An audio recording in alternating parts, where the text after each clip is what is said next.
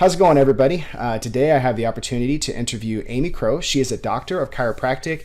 She's a wife. She's a homeschool mom and an entrepreneur.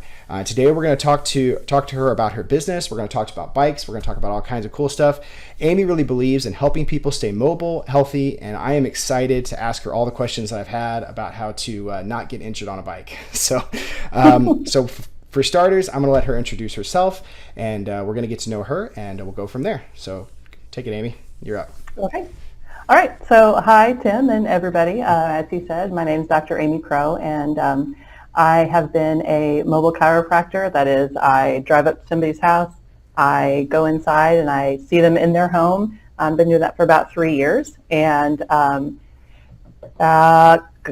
on 3 years as well. When COVID started, my husband and my sons took up bicycling, and so I tend to kind of just jump on the bandwagon with whatever hobby he's into because I tend to just kind of do my same old thing. So I've been bicycling and practicing as a mobile chiropractor for about the same length of time, and just really, I'm excited to talk to Tim tonight and see where this goes. Awesome. So how about let's start with that. So you mentioned your husband and your sons got into cycling, and you kind of picked that up as well. Do you want to talk about how you guys picked up cycling, like why you chose that as a hobby, and kind of how that's gone for you? Yeah, well, as probably anybody who's hearing this knows, everybody started bicycling when COVID hit the world. That's so true. So we were part of that crowd. So we've got 5 kids, and they were all in public school at the time when COVID started. And so all of a sudden, after after spring break that year, they came home and never left my house again for months. So they were doing school, and they all needed something to do. And I don't know really why Matt decided to pick that up, but that's what they all started doing. So they initially got into mountain biking, which I didn't really do. I'm pretty much just gravel because that's where I feel like I'm okay. So they did that for a little bit and got me a bike. Actually, the bike that we first purchased for me, we went to, I can't remember the name of the town.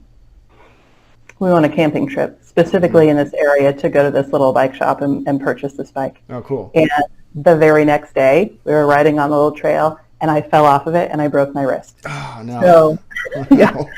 So right after we started bicycling, the kids are home, started biking, stopped practicing more or less entirely while they were there, and then broke my wrist. So it was like my first year of practice was almost nothing because of all of those things.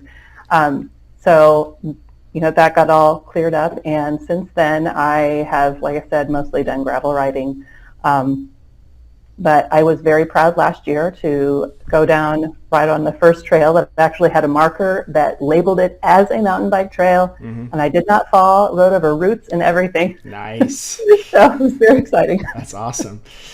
So where is that at? Do you guys ride in the same places a lot of the time, or where do you like to go? Well, where we live, you can get onto the Rock Island Trail really quickly, so we ride there a lot, and we also go out to the one in Independence that they're trying to lengthen that you just talked about, I think, the other day. Is it in the Swope Park? Is it Swope Park, or is that, because that's actually in Kansas City was the one I'm thinking of in Swope Park. Is this a different one? I haven't ridden that actually. Yeah, Matt and our middle son just went out and rode there today, but yeah, out in Independence, there's another gravel trail called Blue River, what's it called? Little Blue Trace. Got it. Oh, yeah, you guys went to Little Blue Trace. Yeah, yes. That's an awesome trail. Yeah, so Matt and I do those two a lot. We like that one a little bit better because it's a little more scenic, a little more variety, kind of up and down and twists and turns. Rock Island is pretty much just a straight shot. Yeah. So you want to knock it out quick, go out there. It's really flat, really straight, and then the last is just like this. It's just right before you get to Arrowhead, it's just up and down the whole way.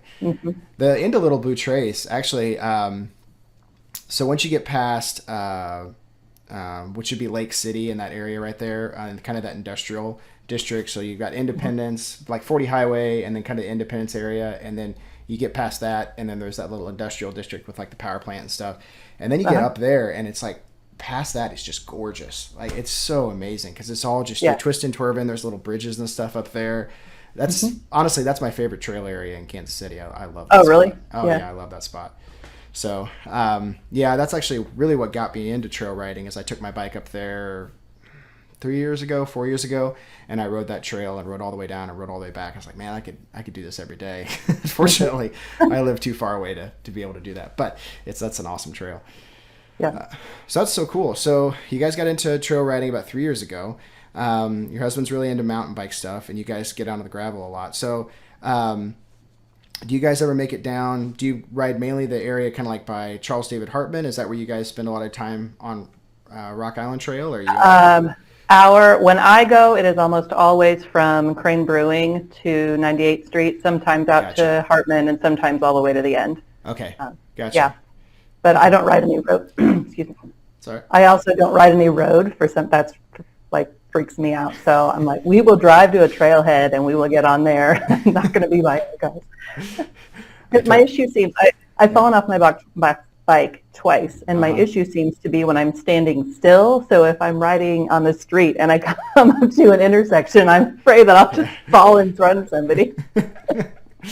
So like, do you have flat pedals? Is it like is you clipped in? I do. Or you do have flats? Okay. Yeah, Matt rides with clips now, but no, okay. I don't. Because I've definitely done that. Like, even now, I've ridden my bike on the road a fair bit, and even now, I'll pull up to a stoplight and I'll try to pull like my photo catch, and I'll nearly do that. Just that slow fall where you just kind of roll over, Yeah, that happens every once in a while.